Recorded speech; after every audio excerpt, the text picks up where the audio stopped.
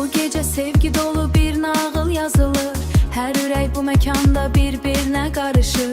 Gülüşlər yayılır hər tərəfə sükut kimi. Bu toy gecəsi qalır yaddaşda əbədi. Dostlar, qohumlar bir araya gəlib. Dostlar, qohumlar bir araya gəlib. Sevinç gözlərdə işıq kimi gəlib. Bugün xoşbəxtlik hər evə dolsun. Bütün hər kəs bu gecə xoşbəxt olsun.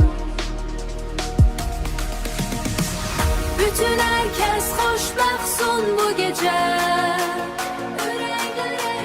Sevgi dolsun ürəklere ince. Rəqs elə gül, yaşa bu anı səndə. Həyat gözəldir, həyat gözəldir. Sevgi olanda səndə. Bütün herkes xoşbəxtsun bugün. Dərdlər unudulsun, bitsin hər üzüntü. Bu toy gecəsi qalır ürəklərdə. Sevgi yazılır bu gözəl səhnədə.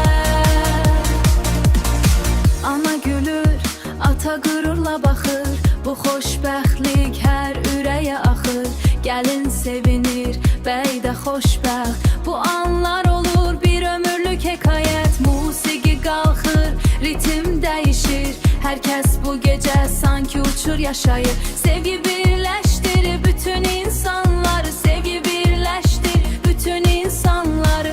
Bu gecə silir bütün kəddi ağları.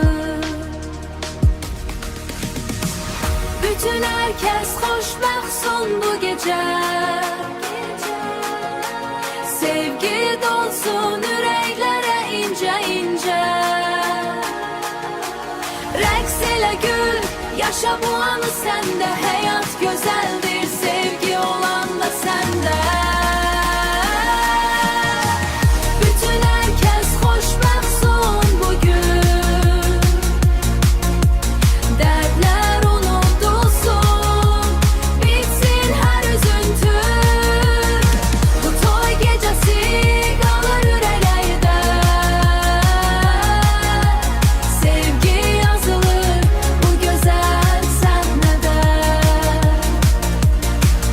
Bütün herkes xoşbəxtsun ezerlər.